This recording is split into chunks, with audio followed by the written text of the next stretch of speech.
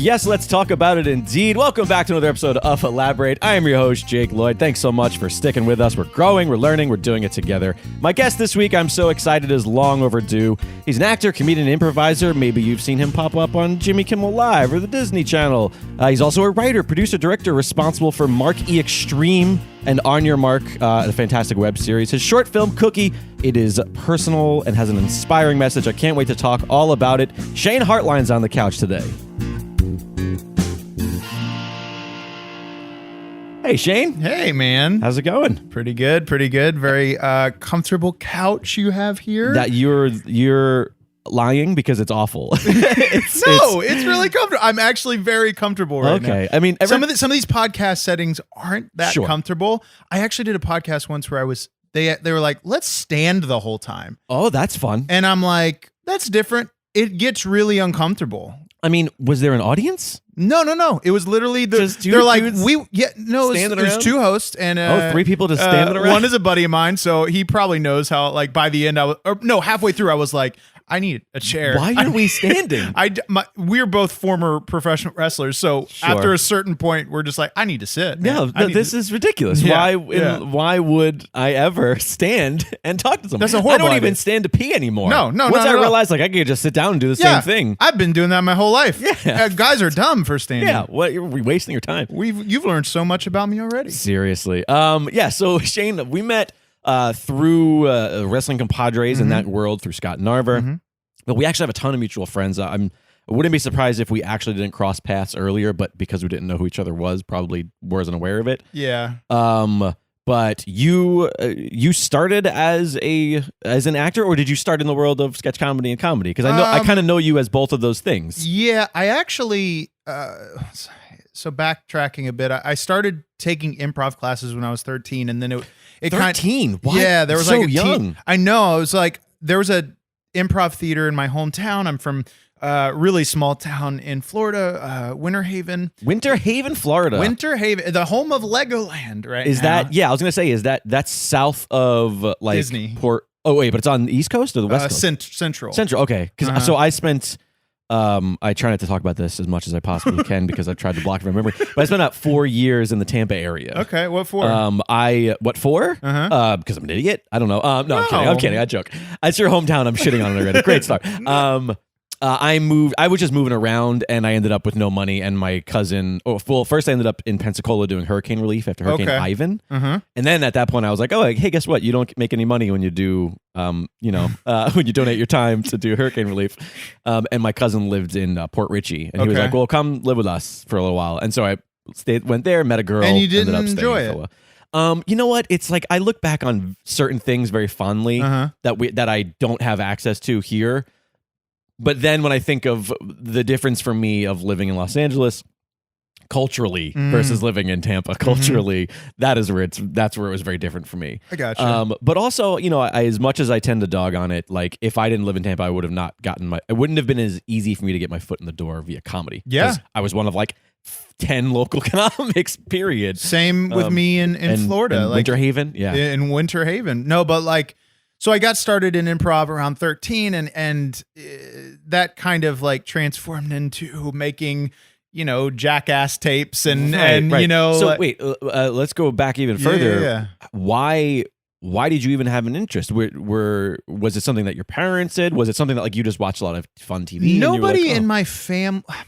My dad dabbled in independent professional wrestling back in like the 80s. And I didn't know that. Late 70s. And he actually apparently never had like official matches, but like worked out with Dusty and like guys like that. Yeah. So he has some really, really cool stories. And apparently was really close to like getting into it full time. Wow. Which is pretty cool. But so when I was like really young, he got me interested into professional wrestling. Right. So my whole life I've been into professional wrestling and so I think that's kind of what broke me into theatrics, performance. I was the exact same way. As a kid, I have to credit WWE or WF at the time, like for just as much as my bug to act as I have to credit the things that I credit, like the Dick Van Dyke Show and all the movies and shit we used to watch. We pull things from everywhere. Because I spent just as much time cutting fake promos in a mirror as I did performing shit that, that Buddy performed from Dick Van Dyke Show at those parties. Like I did just as much of both.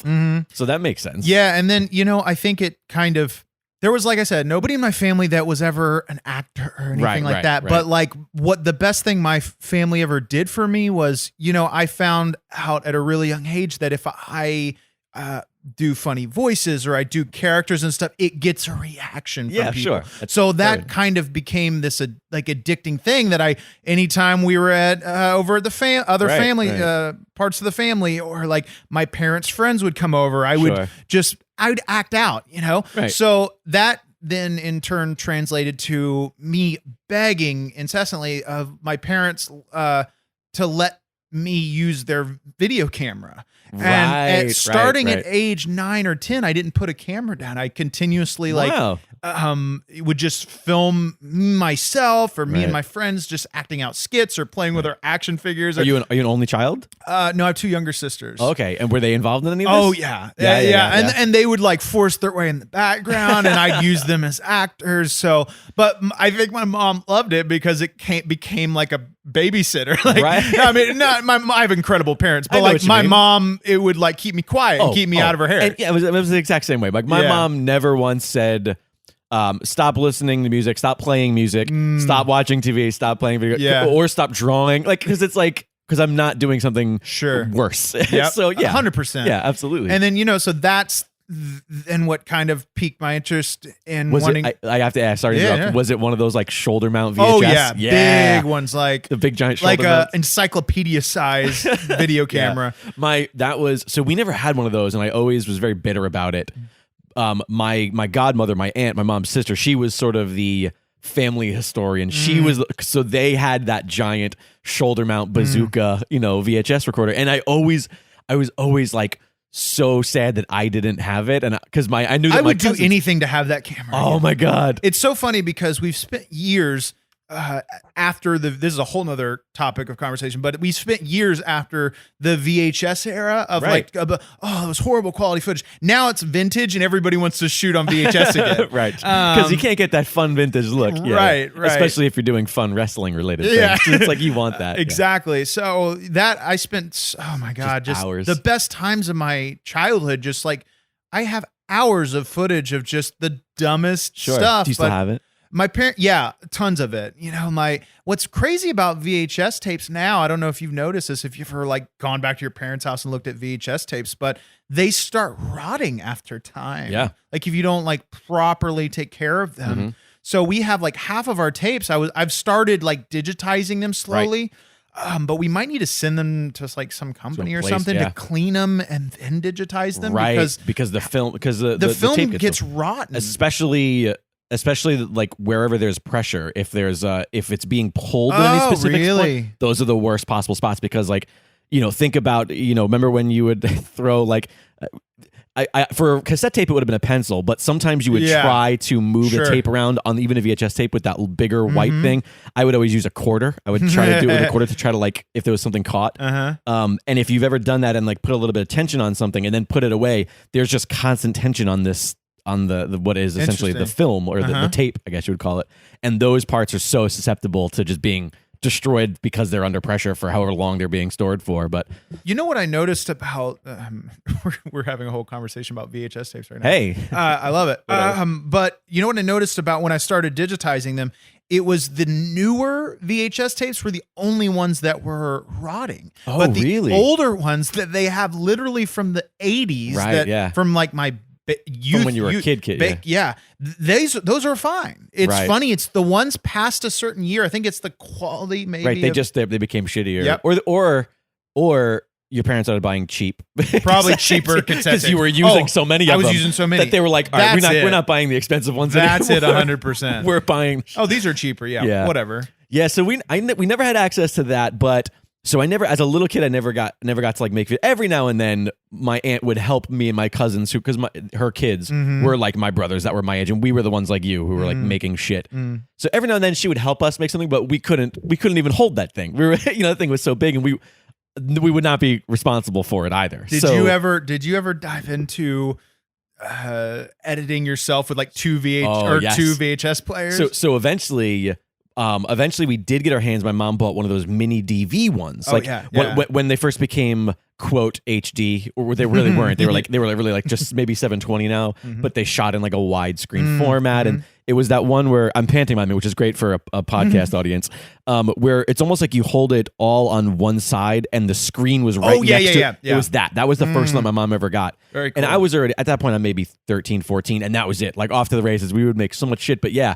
The day that I had the brilliant idea to like, let me plug one VHS tape into another, VCR into another VCR, and then take the RCA stereo.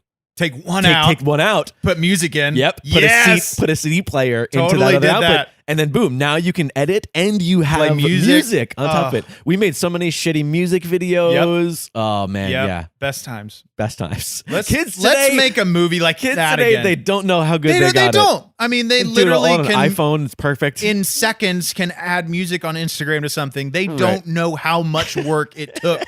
Listen to us. And not even necessarily that it took work, but it took intellect and engineering ability for timing. I say this now as a child. Timing was because you would do it and you would screw it up. You wouldn't get it right, or like the CD wouldn't start in time. God forbid you were still using cassette tapes at that time. Luckily, when I was doing the CDs were around, so it was a little bit easier. But oh boy, yeah. Anyways, good yes, times. Two grandpas yapping about making movies in the 80s as children. I love it. So your parents really indulged on that, like they encouraged it. Yeah. Like I think they could tell at a really young age that I had like an interest in, a creative something. So when I got into my teenage years, that the wrestling was so obviously so big in the late 90s that I was like seriously like considering that, wanting to go down that path. But how old are you at this point? I really started considering it around 13, 14. Gotcha. So is that how old you were around that time? When I started my first training session, I was 15. Whoa. Wow. That's which probably legally shouldn't have happened. I don't think that's but it was like some at a women's club legit, or like it was an indie like, hey, we'll train you before the shows. Right. Yeah. If you come, if you come help set the ring up, do ring crew, take tickets at the door, help people, then we'll train you. Yeah. That was the exact same thing that I had. Like I literally hung around ICW, UCW, USA Pro Wrestling, all these places that were on Long Island and in Queens and whatnot. And you showed up enough and they saw you and you were that bright-eyed little like, hey, well, they realized what you're there for. And then they go, all right, grab some gates. You know what I mean? And then we'll let you roll around a little bit. And then that's how I ended up meeting who would become my trainers for a while. But awesome. That's I think that's most people's way into the industry. Too. Yeah. Now there's a lot more like organized options. Because now you can go to a school. And also with the internet, it's a lot easier to find these places. Before I was like looking in wrestling magazines, and the only thing that was offering a teenage class at the time was like Dory Funk's dojo. Right, yeah. So I was like, I don't know if I want to go to Dory Funk's dojo. And it was never nearby. No matter what you found that you wanted, it was like the place that I really wanted to go to was obviously in Philadelphia. And I was like, well, that's not there. Luckily, growing up on Long Island, it was a little bit easier because there were a lot of stuff in New York and Queens and whatnot. But so did because your dad had a love for it already, did you guys watch it together? And then that's when he was like, my dad, once I started training, he was, full steam ahead, like supportive of it. Right. And my dad, it's funny because he's not like he's very much a stone cold, even emotioned person the whole time. But like, I always know when he's like more supportive of certain things. Right. And he's got a little spark in his eye. My dad is very frugal. Okay. But he's like a business owner. So it's funny because he has all this money, but he's like a tightwad about a lot of things, unless it's something he's really passionate about. Right. So when my dad, this is like surreal to think about even how, when I started getting into it and like I put some time into it, right. On my 17th birthday, he's like, I'm going to buy you a wrestling ring. And we had a warehouse. What? So wait. Okay, we need to put a pin. Sorry to derail. Yeah. All right. When you say we had a warehouse on his company, my dad's company has this warehouse where they. What was it? What did he do? So he owns. It's one company that does like several different things. So he owns a an alarm, like security alarm company. Okay. But they also do fire alarms and fire extinguishers and security gates for like apartment complexes and stuff like that. And home gates. Sure. All kinds of security things. Right. So he has this massive warehouse.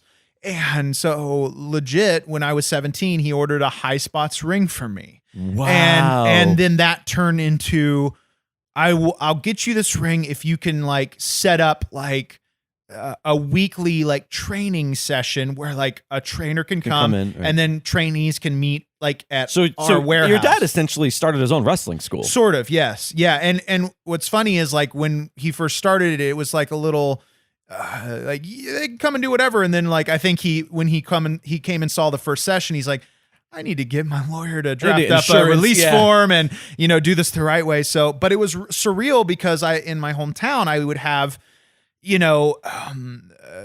like a trainer that came, but then it was all these indie guys at the time that would swing through and just, and especially in Florida. Oh my God. At the time, dude, I was no joke working with Roderick Strong and like all these guys, a lot of guys that, I taught Byron Saxton to take his first bump. No joke. That's true. Oh, wow. And so it's all these guys now that a lot of them are on television, which is really cool.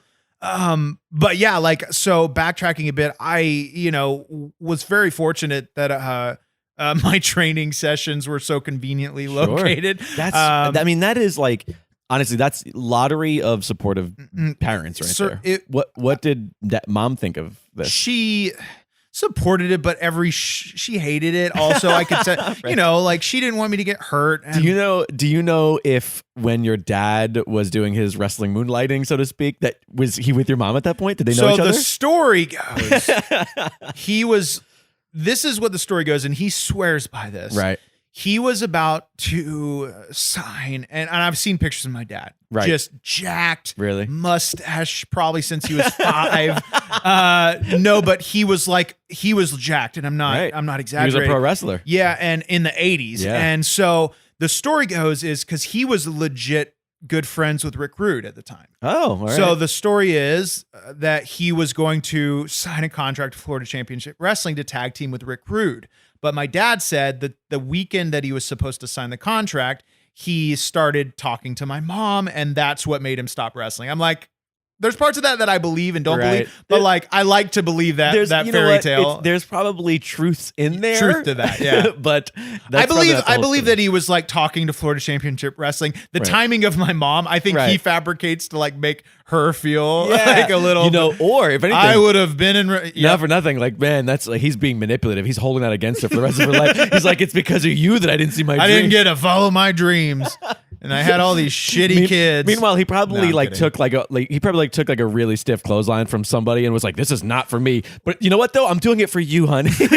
Yeah, who knows, man? I would love to like have a time machine to go back and see those fly sessions. On that wall. Oh God. So you start training really super young. Super young, probably too young. Definitely too young. Mm-hmm. With your dad essentially in tow as like the support system. Yeah. And you're doing at 13, what's that, your freshman year of high school, right? 14 freshman year of high school. So you figure you're like getting into high school. Yeah. Are you like the wrestling kid in high school? Everybody knew me as like a big wrestling fan. But I was, I didn't dive headfirst into it till I was like 15, 16. Like I said, like I was 15 when I had my first. Oh, right. Well, he didn't buy the ring until you were 17. 17. Right. Yeah. Okay, so gotcha. he wanted to see that I was putting some work and time into it. And I had lost like 90 pounds. Like I went from like a pretty heavy kid to like getting in really good shape. So he could tell I was taking it extremely seriously. Like I transformed my life completely for it. And at this point too, I know we're a little hoppy here, but it's just fascinating is you said that you were doing improv at 13. Yeah. And so are you still embracing that world simultaneously? Sort of. So I took about a year of improv classes at 13, which were, very basic improv classes for a teenager back then. Typical 101 stuff. But then like I kind of still was involved with it for years after that as I worked with my local church, in their youth group doing like improv skits with the kids. Right, yeah. So I stayed involved with improv, which I think helped with wrestling tremendously. What was your end game for the improv? Was it because of wrestling? I think it was solely at the time, I liked to perform. Right. and I loved Whose Line Right, at the of course. time. Yeah, So yeah, I was of like, course. oh, that's this. Right. And I get to do this, so I wanted to do that. Sure. There was, I don't think, anything more. There wasn't, definitely not a thought process of like, this will help me with acting or this will help me with I want to be wrestling on SNL when I grow up. No, there was no, right. I had no thought process of even how to get into acting back then. Yeah. Same. It's such a foreign thing. Like, I guarantee you, despite being from New York, I'm from Long Island, which people forget isn't New York, New York City. You know what I mean? Like, and I feel like it's probably not dissimilar from Florida, where it's like, oh, you want to be an actor? Well, that's nice. And that's as far as the conversation goes. And don't get me wrong, I wanted to be an actor since I was like a kid. Like when I started doing the camera stuff, I would mimic things from Nickelodeon and stuff I was watching. I was like, I want to be on Nickelodeon, and I had no way of knowing how to really do it, which at the time, if I did, I was probably in the best location to do it because Florida was so busy with Nickelodeon and all these things. But I would literally call, as a kid, no joke, I would call Universal and be like, how do I get on the TV shows? And they're like, you don't. It's not how it works. Right. Not through this phone number. Not through this number. But do you want to take it to Universal Studios? If so, tell your parents this is how much it costs. But it always was kind of like, I think why I got into wrestling really deep down, I think I knew that I would, the rough game plan was that I would spend a couple years into it to get into acting. Was always kind of like, which is a very weird. It really is, but I loved both worlds. Sure, I loved both worlds so much. So I was like, let me do this for a little bit. So then I can do this easier. Right. This would like be my path into it. But yeah, I got into wrestling. I had my first, I guess, official match at 17. Wow. I was wrestling on the same show that Abdullah the Butcher was wrestling on, and that was it was in a rodeo, no ceiling on the venue, and it was storming, and there was Florida mud in the ring. It rains for 30 seconds and then stops. And I was like, that was my first experience, and I was like, is this what I'm getting myself into?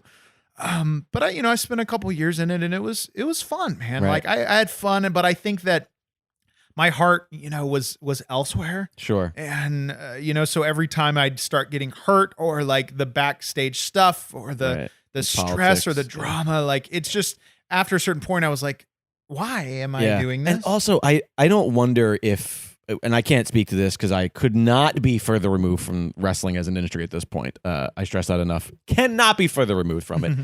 I would make an assumption that it's a much different environment these days in indie companies and on indie shows. My God, yes. And so much so that, and I know that I'm just going to sound like some soft, tree hugging liberal. But like, it was so toxic. Yes. It was such, which also makes you wonder what it was like 10 years before that. Seriously. Oh my God. Seriously. But I also think that I think even worse in the late 90s, early 2000s, which I think is when we were both essentially like trying to do something in that industry.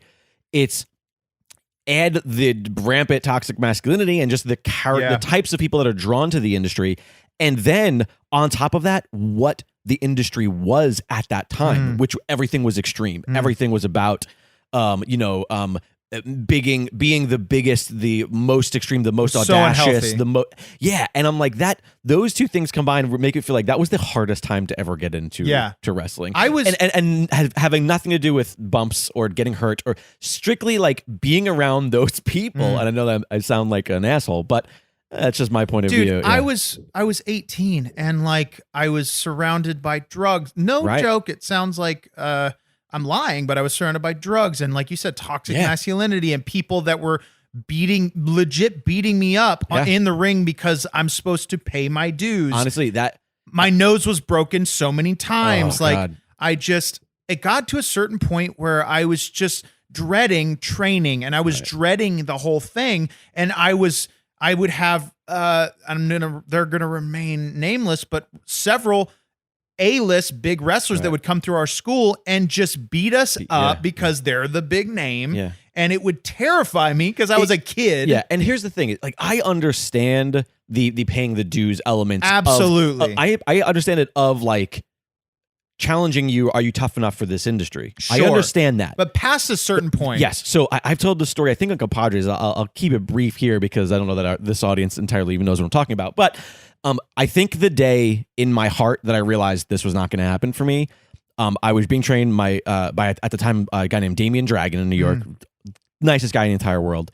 And we are at the Doghouse, this very famous wrestling facility in Jamaica, Queens, and unfortunately it's since shut down. But at the time, the people that are training there are people like Homicide. Low-Key is the person in question that I'm going to talk about here. But it's that era of who was popular. Amazing Red was in there, the SAT, like that group. But we are on the mats outside of the ring doing what we're doing. And in the ring, Low-Key has some kid in the corner. And this kid has his arms latched around the middle ropes, leaning in the corner. So no give. He can't move backwards. There's no place to go. And he can't move his arms. He's not allowed to move his arms. And Low-Key is kicking him repeatedly in the chest. I mean, if he kicked him once, he kicked him 200 times. And this kid is, I mean, the color that is not a human color. And I remember looking, and my trainer Damien kept going like, it's none of your business. Don't pay attention to that. And he kept looking over, and he could see, and it wasn't just me. He could see me and like the two other guys I was training with, like the fear in our eyes of like, wait a minute, like what did this kid? And it doesn't matter what he did, in my opinion. Like there was a limit, and I think I witnessed this limit being passed. Personal, I know some people that are in the industry might just be like, no, you're an idiot. That's just what happens. But I remember that might have been the moment where in my mind I was like, oh, I'm not going to stand for that. Like, I'm not going to let that happen to me. I don't care what I did. I'm not going to let that happen to me because it's not necessary. You don't need to do that to succeed in the industry. And afterwards, Damien was kind enough to, I think, notice that in me. And when we were like packing up and I think stretching out a little bit afterwards to leave, he was just like, just let you know, like I would never let that happen. Like that's not what this is about for me. Blah blah blah blah. And even though he did that, I think at that point it was the ship had sailed. I'll tell you off air like what that moment was for me, but it is eerily similar, right? I get emotional just telling that story with a big name that came through. Taking it out on, us. And at that point, though, I think that it was like the straw that broke the camel's back. I think that I was already mentally checked out because the fact of the matter is the truth is that YouTube had started and I was way more into that. Right. Like I was way more into, it had just started. And I discovered that you can upload videos and and people could just see them. And just see them. And the process of doing that before was like a very hard process. Like you had to drive people to your own website and download a video. Or even if you had one embedded on your website, who knows if it was going to play when they got to it? So who knows? It was a process. Which YouTube just changed everything. And so I became way more into that. And so when this incident happened, it wasn't that like it was necessarily like it wasn't so bad. It was just the straw that broke the camel's back. And I was already injured from years of training and too many squats that made no sense. And like, so it was just like, I was like, it was like this weight that finally lifted off my shoulders when I decided to stop full time. I still dabble. Like I will always love wrestling. Well, to kind of tie the two together, I think when did Mark E. Xtreme? When was he born? So in like 2013. Oh, so much later. I thought that maybe he was because you were talking about YouTube. Well, he was always in me, Jake. I think. No, but I think I officially started doing it in like 2013, and it was just spawned from. Like, I think just wanting to do something in wrestling again. I was going to say, like you say, you still, quote, dabble or you still like have a foot in the door. And I think that is just such a perfect bridge. So for people who aren't familiar, Mark E. Xtreme, I had this conversation with my friend Mike recently, actually, and I was trying to explain Mark E. Xtreme. And I said to him, I can't wait to hear this. Well, this is what I said. I said, Mark E. Xtreme is to a, quote, real professional wrestler as Tony Clifton is to a real lounge singer. That is a very good explanation. Yeah. And then he said to me, but isn't Tony Clifton every professional wrestler? And I was like, good point. Good point. But I think the difference is that like, so Marky Xtreme is this character that you portray. And on top of that, you have this fantastic YouTube web series called On Your Mark, which is the greatest blurring of lines because Mark E is this ridiculous over the top character, but we get to see him interact with real wrestlers. Real wrestlers. And obviously, and when I say real wrestlers, we all get like the people, and a lot of these people are that often, are doing it for a living. They're in character doing it for a living, but they are in this very real world of professional wrestling. And Marky is this hilarious. He is David Brent meets. Oh, thanks. I mean, honestly, like I don't even know it's like. I always tell people that it's like it's performance art. It's like that's what it is. Like I don't know how to. It's more than just a YouTube show. Like this is such a fun little performance piece. I think that there's been so many people that have tried to do similar characters of like a fake wrestler, different kinds of things like that, or even a backyard wrestler. Right. But I think that the reason it translates so well, and it's still so not popular, but it's like I feel like every time somebody asks me or comes up to me, they're like, why are you guys not 1 million subscribers? I'm like, we're like the punk rock of the internet wrestling community. Honestly, it's one of those things where I try not to get hung up on like why things aren't more popular. And I've had this conversation with, obviously I have a lot of creative types on the show, and we always talk about the art that we are putting out there.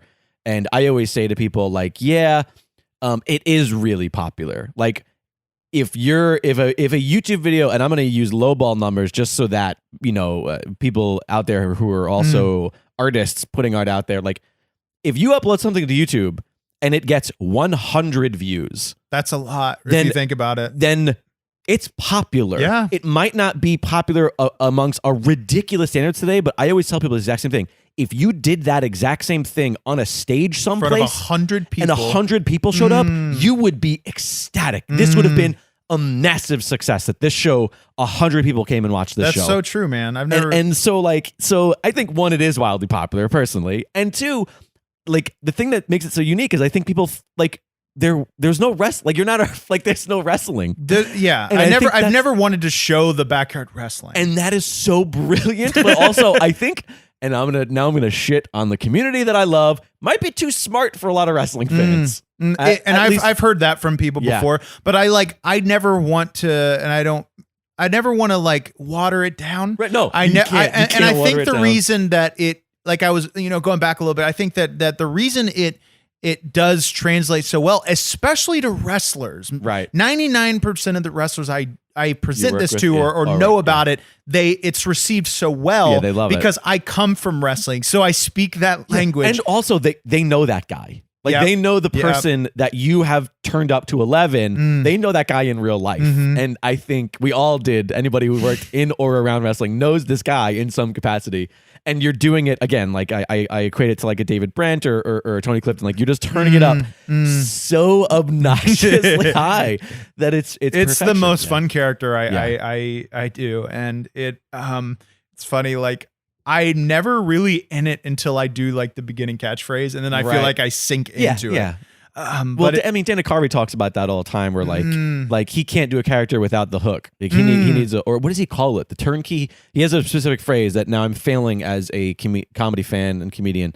I forget the actual phrase that he used. I get what you're saying. Yeah, but he uses a phrase where it's like, once I do that word or that line, then you're on. Then it's on. Yeah, it's so much fun though, and we've gotten to do just so many things that like 13-year-old Shane watching wrestling would lose my mind, like getting into an altercation with Eric Bischoff, or like hanging backstage and shooting at Impact Wrestling. Like these things I like have to pinch myself about because like it's ridiculous. Sure. It's ridiculous, but so fun. Let's rewind us a little bit here. You're once you're kind of out of wrestling and you're looking at YouTube and you're looking at the more creative elements of the things that you enjoy. Are you college bound? I was in college. I was doing like a local community college, but only to like please my parents. Yeah, right. They were like, you have to do this, and we will support your dreams, but you have to go to college. Right. And it was a waste of time. It was. Did you graduate? I did. 2 years? Yeah, I got 2 years. Yeah. You did it. I was in the exact same situation. I went and I lasted one semester, and I was I put my time in. I did this stupid stuff, but. And at the same time, I was working full time at my dad's company, and I was also killing myself making YouTube content. And do you remember a website called Stickam?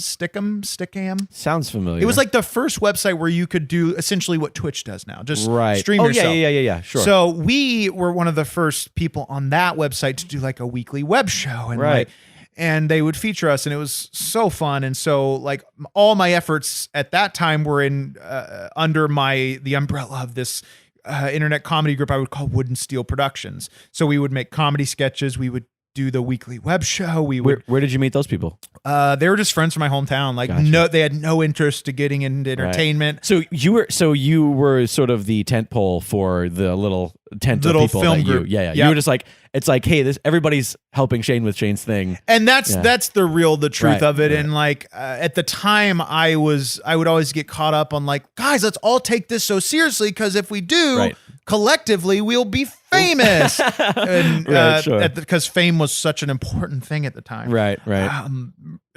But I realized kind of quickly, like, it was just that. It was that this is Shane's dream. And all my friends have fun making these videos, but it's not their passion. Right. Yeah, sure. So that then, developed into different things over time. Sure.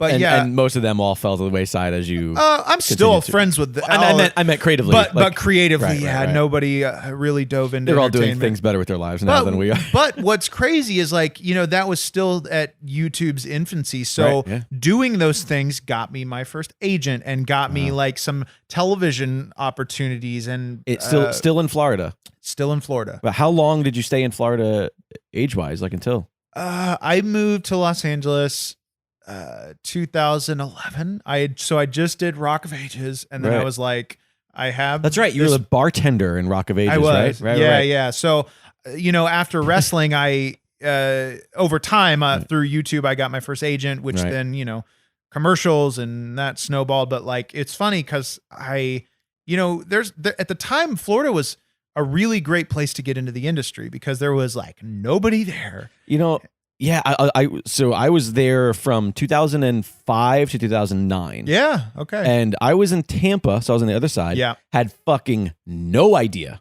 what to do. Didn't know anything about. Again, my whole thing was like, I always knew that I wanted to act. I always knew that I wanted to be a part of the film and television industry as a performer. Had zero idea how to do it, and there was not a single human being who went, well, what about this? Like, there was no help. Nobody said, hey, what if you do this, and this? Like, the idea of even like, which everybody does at some point in their life, the idea of like mailing a headshot to someplace. I never even thought about that. Yep. I didn't. What's a headshot? Yep. Like, I was that far gone from it. Oh my God. My first headshots that just give PTSD. Mine too. Really close up, like right close. Gotta be a brick wall behind you. Oh yeah. Why is it black and white? Not sure why. Shirt unbuttoned way too low. Well, not for me. I was so scrawny. I didn't want them to see how scrawny I was. My whole thing was like, hide your tattoos. You won't get work if they know you have tattoos. But anyways, if it wasn't for moving to Tampa, like I said, I slipped right into the world of comedy doing stand up. So I did stand up there for ages, and that's how I got my foot in the door of stand up. And then from there, it was like being around stand ups who are also succeeding as actors, like via osmosis. It was like, oh, I know what I have to do. I have to start getting on sets. I have to go do extra work, or I have to go do this, or I got to become a PA. Yeah, and it kind of became pay your osmosis dues there. all over again. And honestly, the best thing that happened to me was meeting this guy who was the director of the film department at University of Tampa. Oh, cool. He, at that point, I'm like 4 or 5 years older than other kids that are in college and his students. So when you're 4 or 5 years older, you're an adult compared to the kids, right? Even though you're still just a kid yourself. But they're like, great, here's a young actor who's more of a, quote, man. I wouldn't say that I was that. I still don't think I am. But, and it's like, he's an actor who can be in these short films, in these kids' the projects, these film kids projects. So I was in like every student film for like 2 solid years, 3 years, and that just became free film school. And you learned so much on camera acting classes, because it was like, oh, here I get to be on camera for all of these. And they were, I apologize if any of my friends from UT are listening. Most of those projects were awful, but that's a student film, man. It's a learning process. That's why you make them. And local commercials were so easy to get in Tampa because, again, there's no competition. Yeah, every audition that came through, I would get. If you can read copy and you knew how to speak fairly quickly, because that was the big thing, is like, get through it, and I'm a fast talking Long Islander who's really good with a ton of dialogue all chunked together, and that's what commercials were at the time. Boom. So yeah, I agree. Like, maybe not the greatest place to get your foot in the door for like the television work, but in the industry period.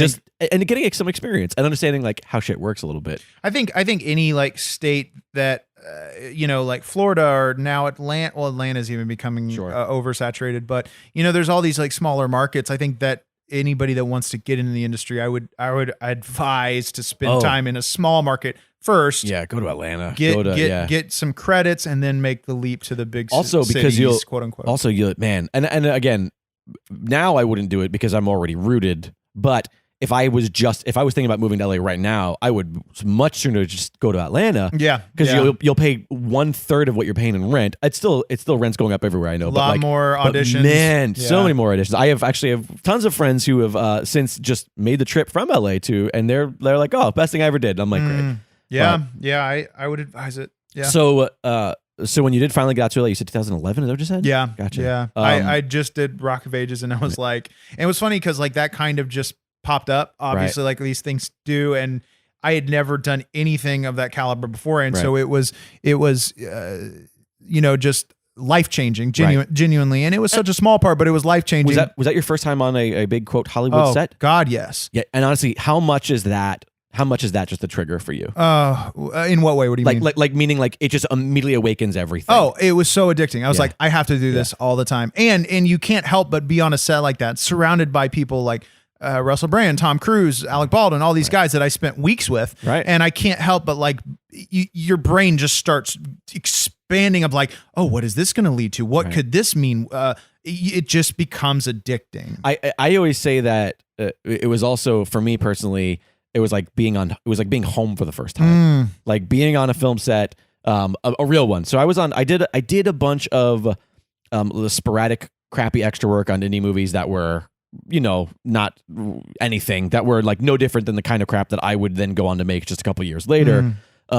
But through my relationship with the people of the View Askew universe, the Kevin Smith's world. Oh wow! I was able to go up to Pittsburgh and work on a week on Zach and Miri Make a Porno. That's amazing. And so I did some PA work as well as a bunch of extra work. Wow. And literally like being on that set, I worked on the week where it's the actual reunion that they go to towards the beginning. Oh, yeah. And so we shot in this high school for a whole week, and being on that set, looking around and seeing the moving parts, and getting to hear a guy who's a personal hero of mine and Kevin Smith, and watching these other people around, Seth Rogen, Elizabeth Banks, and I was just like, oh, and you're there with them. This is what I'm supposed to do. Yeah. This is where I'm supposed to be. Honestly, that was the like, okay, now I'm moving to LA. Now I can't not live in LA anymore after that. For me, it was like, being on like that set, it was, I'd been on a couple sets before that for commercials or whatever. But like, for me, it was just like, oh yeah, this is like what I'm used to. This is just like a bigger stage. This is like just a bigger bedroom with the camera pointed at me. It's just like, it felt familiar. And it was like the first time, that it was a job that I didn't want to, like working for my dad. Like I love my dad, but like any day I would go to work, it was like my brain was always elsewhere. Right. This is the first job that I showed up and I was fully there. Right. I fully wanted to be there. Was your dad kind of cognizant of all that? Was he? Oh, well, when I did Rock of Ages, like I'll never forget, I was like, this was like I was there for 3.5 weeks. So this was like my second week into it. And I get a call from my dad's company and they're like, are you coming back after? And I'm like, I don't think so. Like, oh, wow. So he just sensed it. Yeah. Where was it? Where did that shoot? Fort Lauderdale. Gotcha. Yeah, they rented out some nightclub. It was pretty sick. But months, actually, what the crazier part of this whole thing is like 3 or 4 months before this, I had already made the decision with a friend of mine that I'm moving to Los Angeles. Okay. I want to save like $6,000 to $8,000, and then I'm moving. Whenever I hit that, let's just go. And then this happened, and so then I had this money that if I would have stayed in Florida, it would have just been wasted on, not wasted, but I know what you mean. You know what I mean? Like I put all this money into making the jump and paying union dues, which at the time were insane, and still are. They still are, worse, but at the time, which was infuriating, as I joined separately SAG and AFTRA, and then 2 months after they merged. Wait, that was 2 months? And they didn't tell me the merger was going to happen. So I emailed them. I'm like, is there any way I can get some money back for this? And they're like, yeah, sorry, because if we had to reimburse everybody that's going through what you were going through, we'd go out of business. I'm like, well, that sucks. Well, you should. You could have given me a heads up. Oh God, that's awful. I'm so sorry. I still have. I have remained a mush join for the decade. I wish I'd have waited a bit. For the decade that I've been in Los Angeles, I have remained a mush join, and it is such a double-edged sword. All of my representation is just like, well, don't do it, but also you should do it. You know? Yeah, but I get it, whatever. And I wish I would have waited a bit longer. Sure, but so anyways, your dad sees the writing on the wall. Mom, I'm assuming, is kind of she was fully supportive, there behind it. You make the jump to Los Angeles. You hit the ground running. And does the culture shock of LA versus small town Florida hit you in any way? Because I think when I first got here, I was on such a high because of the movie that I felt a little invincible, maybe too invincible in my head. And so I came out here with like expecting to just crush immediately. Yeah. And, coming from any small market to big market, it does not work that way. And so you went from being big shit Central background actor, big shit Central Florida. To background actor very quickly. Yeah. And that was humbling. And also a huge lesson that this industry isn't just a constant rising roller coaster. It's a regular roller coaster, ups and downs. And so oh man, I want to since I just watched this last night, I want to talk about this. That sentiment, that is all life. I'm not sure. Have you seen the Bill Murray stories? The documentary. The one where it's the guy trying to meet him? Yes, sort of. Yes, but it's also just like all the stories. Yes. Okay. They talk about how Bill Murray likely is putting out into the universe this somewhat Buddhist kind of philosophy. And at some point in the documentary, they tell this story that's this fable where it's about this guy who has this prize stallion, and his next door neighbor walks over to him and he says, "Wow, congratulations, you have this incredible prize stallion." And the guy throws his arm up in the air and he says, "Who knows what's good and what's bad?"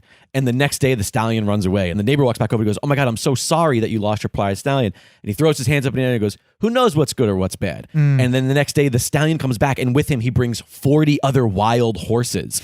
And so now the neighbor comes over and goes, "Oh my God, congratulations. You've got all of these incredible prize stallions now." The guy says, "Who knows what's good or what's bad?" The next day, the guy's son is out there training, trying to tame one of the wild stallions. He falls off the stallion and breaks his leg. The neighbor comes over and he goes, "I'm so sorry, your son has broken his leg." Guy throws his hands up in the air and he goes, "Who knows what's good or what's bad?" And the next day, military comes and is looking for anybody who's willing to, anybody who's capable and willing to fight, to go off and fight in war. And so the son doesn't have to go because of this. And and the neighbor comes over and he goes, "Man, congratulations, your son didn't have to go to war." And he throws his hands up in the air and says, "Who knows what's good and what's bad?" And it's like, that hit me. I started crying my eyes out last night when I watched this documentary, because that sentiment of like everything can lead to something incredible or something terrible. And that is life. Life is a series of, it's going to be great and it's going to be bad. And at the end of the day, who knows what's good and what's bad? That shit hit me so hard last night, Shane, that I was just like, this is the perfect. I literally had like, so my girlfriend's out of town right now, so I was like home alone. Oh yeah, by myself. Those are the best. I just had like a good old fashioned by myself cry. Hell yeah. I was just like, because lately I've been in such a funk about my career and about all this nonsense. It's therapeutic, man. Oh my God, and just thinking about how, like, you know what? Like, who knows? It's funny that we're having this conversation right now, because a couple days ago I was talking to someone about pretty much this same conversation, in that, I feel like I believe, not to get too deep, but let's get deep for a second. Hey. I believe in a higher power. I'm very much a Christian. I believe in Jesus, and not necessarily any organized religion, but instead just straight on Christianity is what I believe. Okay. So what I believe is, anytime, and it kind of helps me through the hard times, I believe, and it might be a wrong way to look at this, but I believe anytime that I have gone through like a really hard time, right? Like a couple months ago, for instance, I had something with my family happen, and it was just something that I was like, man, I feel like this sucks. Like this is such a hard time. This is the worst. This is the worst. But I always have faith that, and it's not that I believe that God is testing me, but in a way I feel like he's presenting these things to you because he's got something good in the horizon to see if you're ready to handle it. Okay. He wants to give you this thing. Sure. And if you can make it through this turbulent time, then he wants to present you this thing. That's kind of what I've always felt like, because it's kind of how my life's always been. Sure. I feel like it's roller coaster. It's a roller coaster. Yeah. So it's like I go through a really big low, and then it's like, holy crap, this thing always kind of just out of nowhere happens in my life. Like Cookie, just like, of course it was like there was months of planning, but like I never would have expected this short film to turn out the way it did. But it was after I had this insane low that I'm still kind of going through. Sure. But I feel like that's always been my life. It's just this like, here you got this shitty low situation. Can you get through it? Because I want to see if you can handle this thing that's coming in the distance. Right. And honestly, that's a really beautiful way to look at it. Regardless of, it's about the obstacle. You know what I mean? Yeah. Like I so much respect the obstacle. I've had this theory. I'm not sure if I've spoken about it on the show or not. I had a conversation with a roommate years and years ago. And I created this sort of theory called the once I wall. And we had this conversation. He was talking about things that he wanted to do, or things that he kind of needed to do. And he kept saying over and over again, well, once I blank, blank, blank, then I'll blank, blank. And I just noticed, we sat down and we talked about it, and I just realized, like, God, we say that so many times. Oh, well, once I get this thing, then I'll do this thing. And it's always the second part is the thing that we really, really want.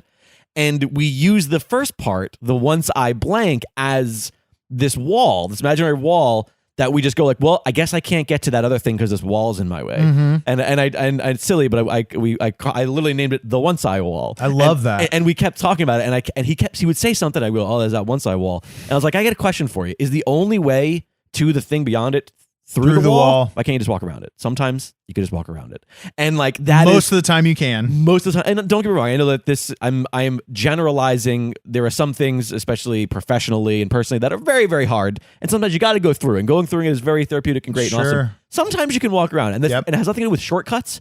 It has nothing to do with it has to do with a mental thing. Yeah, it's the walls in your head. The walls in your head, 100% in your head for sure. But to go back, because that way people don't just think that you're a fan of sweets. I am very much a fan of sweets. You mentioned Cookie. You said Cookie came along. Cookie is a short film project. Yes, that means a lot to you. We're kind of wrapping up here, getting towards the end, but I want to talk about this. I would be remiss if we did not. Cookie is a short that you are not in, but you wrote and directed. Yeah. You had an insanely successful Kickstarter. Yeah, shockingly, and I'm not trying to like brag. No. I've done Kickstarters. Sure. Never expected it to have this kind of reaction. Right. And I think part of the reaction is because of the subject matter. For sure. You suffer from, and I'm going to, maybe I shouldn't say suffer from. I don't know if that's the right word. I wouldn't say suffer, but okay. Yeah. So you have, crap. I'm going to forget what it's called now. I got you. I want to try to remember it because I want to let you know that the message got across. Spasmodic dysphonia? Spasmodic dysphonia. Yeah. Okay, can you elaborate on what that is? Yeah, so briefly, it's a neurological condition that people get for no reason. There's no definite reason why people get it. There's reasons that people think cause it, but there's no ABC. There's no 100% reason people get it, but it's a neurological condition that affects people's speech differently. Okay. For most cases, it's two different types of ways it affects people. For one case, the more common case, it affects their speech. So it kind of forces their muscles in their vocal cord area to push together uncontrollably. So it gives people like those people a very strangled voice sound. Okay. So it sounds like sadly they're being choked, like struggling. Constantly. Yeah. Okay. So it's a fight to speak all the time. Oh no. For people like me, it's the more rare case. I have where the opposite's happening. The muscles are being pulled apart out of my control. Gotcha. It usually tends to happen at the same times, but still I have no control over changing it. But so they pull apart. So that's why my breath sometimes sounds a little more breathy, which, it's, I'm very fortunate to have at this point in my life of such a mild case, but there are people that suffer. Right. And the thing is this is such a rare thing that, only according to the National Association, there's only roughly 50,000 people that have this condition. Wow. So yeah, I had never heard of this before your Kickstarter started. Yeah, and that is why I made it. There's never been any representation for this community on film. The only sort of representation was Lupita Nyong'o in the new Jordan Peele movie, Us. Oh, I'm sorry. Sorry. Yeah, Us. Them is the next one. No, I'm kidding. Sure. No, but so she mimicked the voice, didn't really honor it. Okay. And kind of didn't, she just didn't represent it. I mean, she probably used it was inspiration. As an inspiration for a character trait versus like playing somebody that has it. She got it from Robert F. Kennedy, who actually has it. Oh, did I know that? Yeah, and so she got, it was very controversial within the community. I personally see it as like a positive thing because it's awareness being raised. Yeah, honestly, like if she'd ever mentioned that in an interview, then it can only be good. Yeah, exactly. Yeah. And I think, it could have been handled differently, of course. Sure. But, to me, awareness is good awareness. But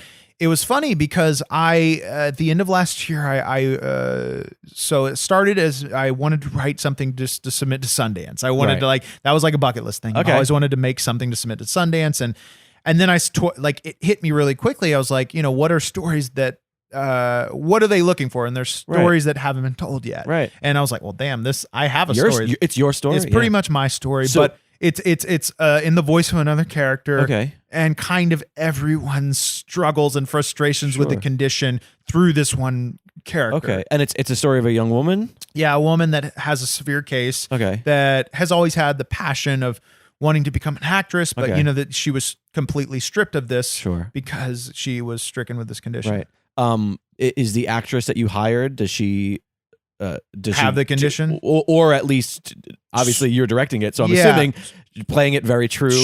So we wanted to originally, of course, cast somebody with a condition, and we found very quickly that we don't have the means to do like the search or the time, but we only got to be completely transparent, about around 3 or 4 tapes of people with the condition that were like, yeah, I'll give this a shot. Right. But you can't pull a person off the street to be a lawyer in a courtroom. Right. So, not only do you have to have the condition or portray it with how it should be, but you also have to have equal acting chops to carry such a heavy role. Right. So we started searching, for people that, not only with the acting chops, but that would put the time in to honor the condition, to work with a vocal coach, to talk with people that live with severe cases, but also I'm there the whole time. Yeah, totally. And though I have a very mild case, I can kind of translate to the actor the actress that we did get, the frustrations that we all kind of go through with right. it, and you just finished shooting. Yeah, last week. Wow. Yep. So you're on this super great high right now. It's crazy. And now you're going to do post and you're going to be frustrated. Actually, no, everything right. Knock on wood. I'm glad you have this convenient piece of wood on your couch for that exact purpose. that reason. Yeah, it's just but no, everything's going really smoothly. And, post has to unfortunately be a little bit quicker than I'd like, but the goal is to get it, submit to Sundance and then all the other ones. And yeah. I mean, it's going to, I'm not going to make you promises, as I am not a deity of the sorts. This is going to do great in film festivals. I have tons of experience with film festivals. I see a lot of short films. I've been to a lot of them, and I guarantee you that I can't wait to see this. I'm sure you're going to have great success with it, and hopefully lead to something. If anything, again, the awareness. I didn't know that this. I did not know that this was. That's the biggest thing. And I also didn't know that you had any affliction. And I want to tell you this, and I want you to know it is just me being honest and transparent about my experience with you. Please. When I saw your video about having this and I learned about it, something clicked in me, and that was watching you do Marky Xtreme. I noticed the speech Most people pattern. think that I do that for the character, and I was like, this guy is so brilliant. Damn it, I've ruined it. I was like, the fact that he does this thing where the character gets so flustered that sometimes he runs out of breath. Oh man, I've ruined it. I thought to myself, like, this is the most brilliant character trait. I don't know how he ever came up with this. And then when I saw that, I was like, oh, well, you know what? He's not that brilliant. I was like, no, you know what? I thought, if anything, hey, talk about taking something and using it to the yeah, right. Like, you squeezed it so well. Like It fits Marky Xtreme so perfectly. Oh, God, it's so good, Shane. It's so good. Thanks, man. Well, dude, I thank you so much for joining me. This has been such a fun conversation. It's been so great getting to know you further. This was fantastic. Sorry I shitted on your home state. I get it. So tell the people where they can find you, where they can find everything they need to know about Cookie. Yeah, so, you can just find me at Shane Hartline. I'm on all the social media outlets, but Cookie is Cookie Film Official on Facebook, and then Cookie Short Film on every other outlet. So fantastic. Yeah. I urge you all also, even if you're not, I have to urge you, even if you're not a wrestling fan, check out Shane's brand new show, Yarders. It is a mockumentary. It's like The Office, but for wrestling. Hey, I just said the aforementioned David Brent, right? He is, Marky Xtreme is the star of said show, and he plays the David Brent to his wrestling world, which he calls Backyard Wrestling Entertainment. Even if you've never watched any of On Your Mark, the YouTube series that has led up to it, it's still such a fun, great little, fantastic piece. The pilot is up currently. Yeah.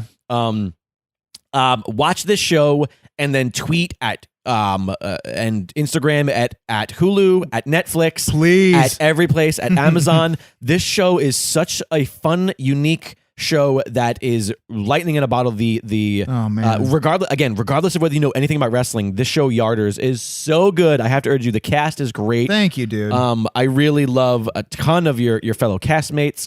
We are running on time, so I won't name them all. But they're really fun. So I urge everybody to please check out everything that Shane does. Check out On Your Mark. Check out Yarders. Check out Cookie Film.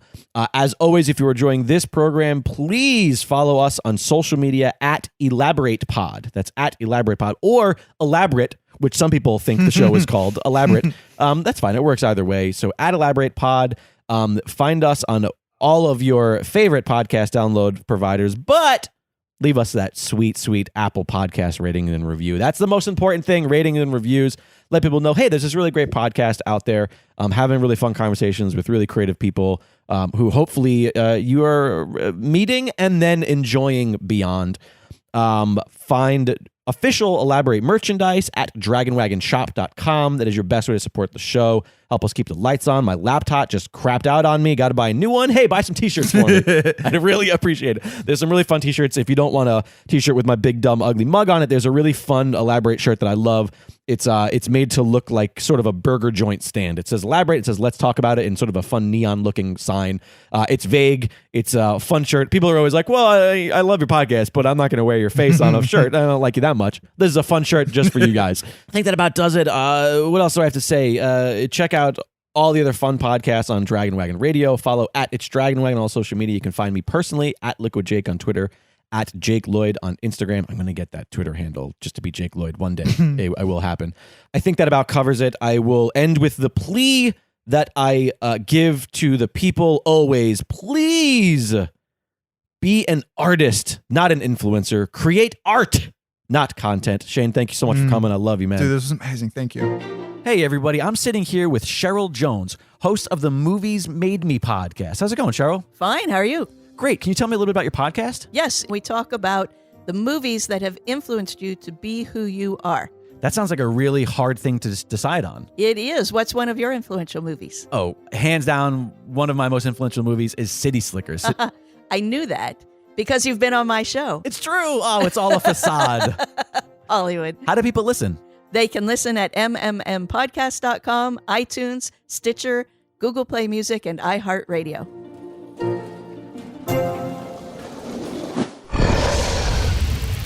It's Dragon Wagon.